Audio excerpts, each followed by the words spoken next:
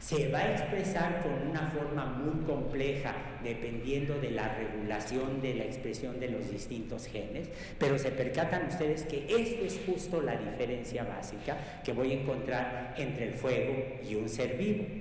Y la pregunta natural que uno se haría es, como se ve en la siguiente imagen, ¿de dónde salieron las características de los seres vivos? Si ustedes se fijan, en los seres vivos nosotros tenemos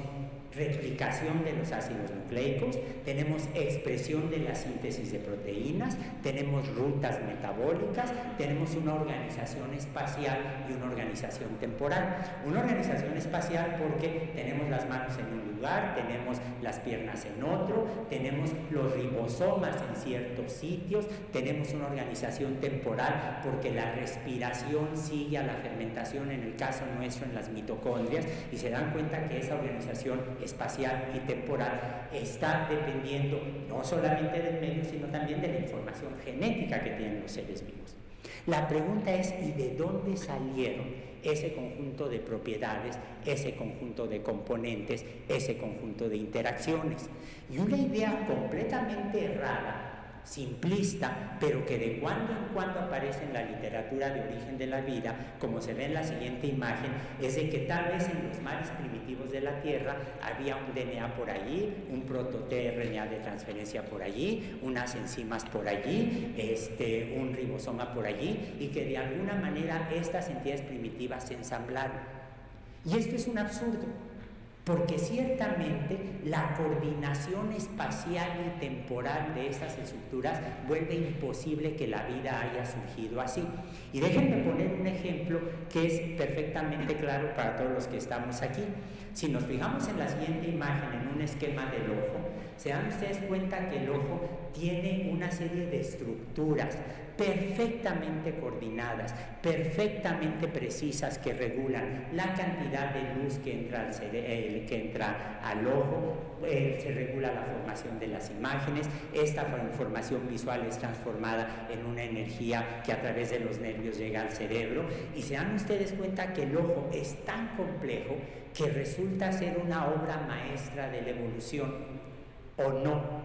Pues resulta que no, porque tenemos puntos ciegos. Y resulta que no, porque nos pueden aparecer cataratas. Y resulta que no, porque pueden aparecer máculas. Entonces no hay una perfección biológica en el ojo. Pero estarán de acuerdo conmigo que cuando uno examina la manera en que la pupila se mueve, en que parpadeamos, en que vemos los colores, estamos viendo un resultado extraordinario de la evolución. El ojo es tan sorprendente que Charles Darwin se preguntó en El origen de las especies, en sus notas privadas, de dónde pudo haber salido el ojo. Y estarán de acuerdo conmigo en que una posibilidad para explicar el origen del ojo, como se ve en la siguiente imagen, sería la de suponer, bueno, que en los mares primitivos había una córnea por ahí, un óculo por ahí, una pupila por allí.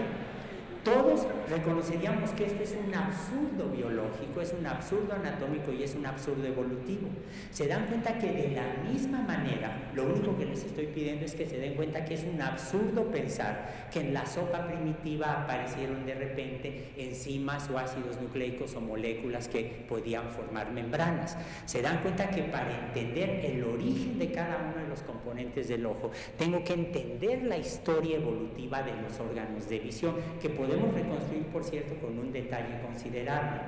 Entonces, si aceptamos esto para luego, se dan ustedes cuenta que es imposible que una ruta metabólica se haya ensamblado en los mares primitivos del planeta. Entonces, ¿qué fue lo que ocurrió en ese caso? Como se ve en la siguiente imagen, bueno, cuando hacemos experimentos de origen de la vida, sin ninguna dificultad, podemos demostrar que se pueden sintetizar en condiciones prebióticas, abióticas, una enorme cantidad de compuestos orgánicos, de compuestos, no de sistemas que estén funcionando necesariamente. Podemos sintetizar y encontramos en las aguas de la Tierra primitiva, como lo muestran los meteoritos, muchos catalizadores orgánicos e inorgánicos. Podemos sin ninguna dificultad sintetizar purinas y pirimidinas, que como todos ustedes saben son los componentes de los ácidos nucleicos, que por su geometría van a poder ser complementarias y van a poderse replicar. Podemos sintetizar sin ninguna dificultad en condiciones de Tierra primitiva lípidos o, como lo los ácidos grasos, o buscamos en meteorito los lípidos y los encontramos sin ningún problema,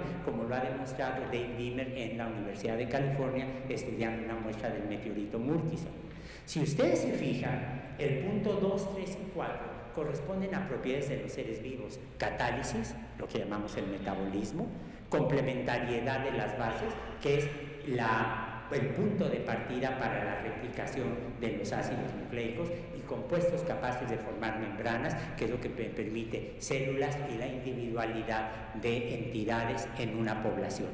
Pero no solamente eso, podemos sin ninguna dificultad, como se ve en la siguiente diapositiva, jugar con las moléculas de RNA. Y las moléculas de RNA tienen propiedades tanto de proteínas, que analizan una serie de reacciones químicas y se replican como se replican el DNA. Se dan cuenta que tenemos una entidad muy antigua, y es muy fácil demostrar la antigüedad biológica de las moléculas, de las distintas moléculas del RNA y de los ribonucleótidos, cuyo papel central en todos los procesos biológicos me están diciendo que es muy antiguo, pero además es una molécula que al estudiarla me está permitiendo resolver el problema falso de si vino primero el DNA o vinieron las proteínas. Primero vino el RNA.